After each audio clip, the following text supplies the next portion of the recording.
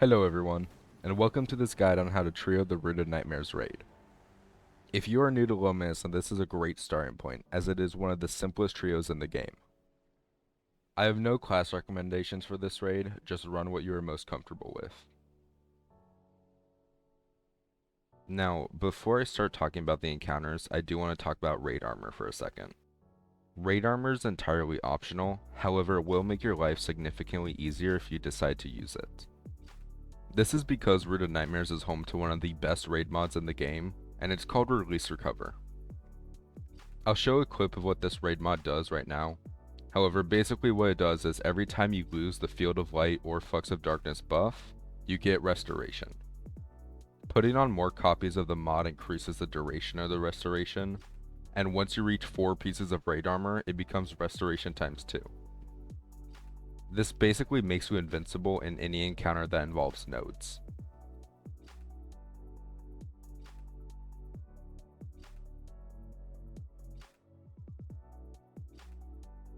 You could also proc this restoration during the planets encounter. While there aren't nodes for you to shoot, every time you swap plates during damage, it counts as losing the buff, so it procs the restoration. This makes it very easy to survive the boss as well as the tornadoes. With all that said and done, let's get to the encounters. Starting off with Cataclysm, this encounter is not much different from its 6-man version. Make sure to have one runner using Eager Edge as well as something to shoot nodes with. Have the other 2 players on Tormentor and Scion duty. They could put on an ad clear build as well, however make sure that you are making the Tormentors a priority. Always try your best to save one Tormentor for the next set, and make sure to weaken him beforehand, that way you could kill him instantly. Once you have completed all 4 sets of nodes, you are good to move on to second encounter. For second encounter, there are no complicated mechanics to deal with. Simply connect all the nodes until you clear. The fastest way to do this is to have 2 runners crossing the gap. Depending on your class, there are a few ways to do this. For Titan, you'll want to put on Lion Rampant as well as either Catapult Lift or Strafe Lift and swing across. For Warlock, ideally you would want to well skate across. However, if you do not know how to skate, you could always use Icarus Dash or Heat Rises to get across that way. For Hunter, ideally use Shadow Skate across. However, if you do not know how to skate, you could use Stompies or Amplified or Grapple to get across that way. As I said before, this is not a complicated encounter. Simply run all of your nodes and have your third do ad clear on one of the sides. Make sure you have anti-barrier weapons equipped for the champions, and if you are a runner, I highly recommend using Release Recover here. With all that said and done, let's head over to planets. The most important thing to remember when running planets is to always be doing ad clear. The way this encounter works is that if there are a certain amount of ads alive in middle, the mechanics will not progress. You will not get any Centurion spawns, which means you cannot get Colossus to spawn, which means you can't do planets. So it does not matter what job you are doing. If you have any downtime, you want to be shooting ads in middle. Doing this encounter trio means that you will be picking one of 2 jobs. You will either be part of the duo team on top planets, or you will be soloing the bottom planets. For the duo team, whichever one of you is soloing a side, whether it be left or right, your job is to kill your Colossus and then communicate what the lower planet is for your teammate before grabbing your planet up top. After successfully communicating what the lower plate is, you could grab your planet and run the top planets as normal. Once again, make sure that after you've dunked that you're using all of your downtime for ad clear. For solo side, focus ad clear until your Colossus spawns in. Kill your Colossus and then wait underneath your planet until you get the call out from your teammate. Grab the planet and then using Eager Edge swap both of the bottom plates together. Make sure to be careful of the Colossus on the other plate, and make sure to kill Scions on the plate, that way they don't launch you up when depositing. Once you have grabbed and deposited both planets, your job is done. Start doing ad clear in middle to prepare for the next portion of the encounter.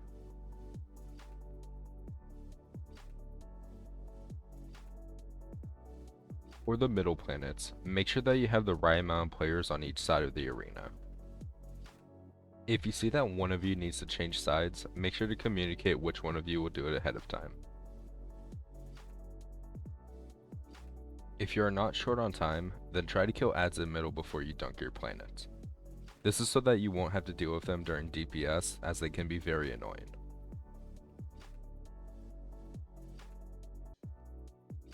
Now, after you've dunked all the middle planets, get ready for damage.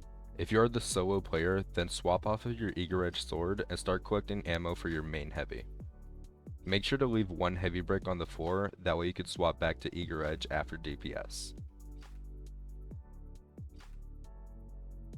Treat damage as you normally would. The damage phase on Explicator lasts for a total of 40 seconds, so you have plenty of time to damage. Place a well in the water in between all 3 plates and DPS from there. Go back to the plates if you need to refresh your damage buff.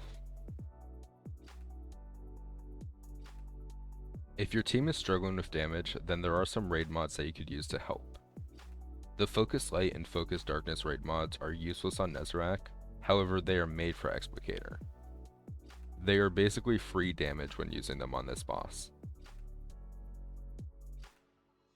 With all that said, I think it's time we move on to Nezarec. Nezarec is the final boss in the Rooted Nightmares, and he's a pretty fun trio. There are 2 different jobs in this encounter, the Gaze Holder and the 2 runners. For the Gaze Holder, your job is pretty simple. Put on a sniper and snipe both of his shoulders. Make sure to give your runners the refuge callout and then snipe his chest. Once Nezarec is down from the platform, focus on ad clear and try to generate as much heavy ammo as possible. If your team is having issues with heavy ammo, you could always use Aeon's finishers on the Colossus to guarantee it. For the 2 runners, focus on shooting nodes as well as making the refuge. I highly recommend having at least 1 piece of raid armor on with release recover. The constant restoration that you get from the raid armor makes it difficult to die to Nezarec or the ads.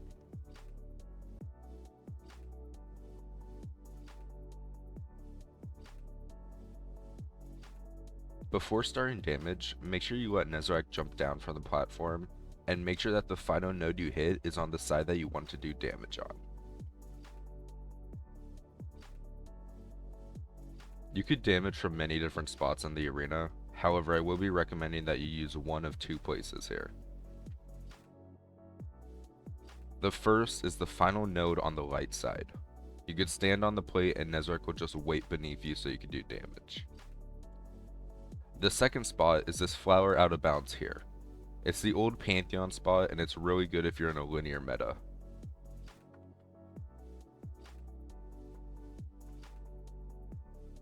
Please note that if you do use the Pantheon spot, you will have to bring Nez to the edge as he will not go over there naturally.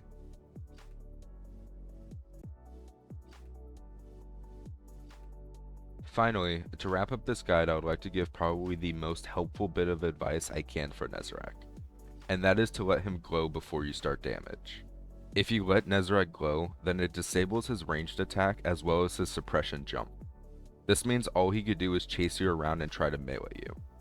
If you're at a damage spot, he will just stay at the damage spot well behaved.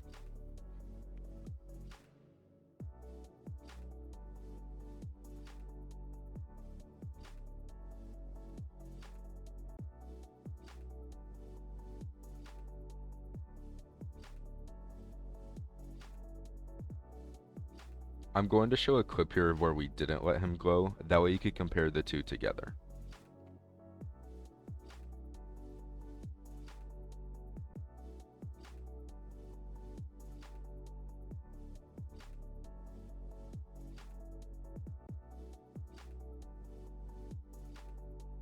And that's everything I have to show for Rooted Nightmares. I hope this guide was helpful. I'm going to be working on Deepstone next, and if you feel like I left anything out for Rooted Nightmares, please let me know in the comments. Also, I want to thank Melon as well as Emerald for helping me get the clips for this guide. They ran several runs of Ron with me to make sure that we had the footage needed. So please show them some appreciation in the comments. Happy hunting, Guardians, and go get those trio tags.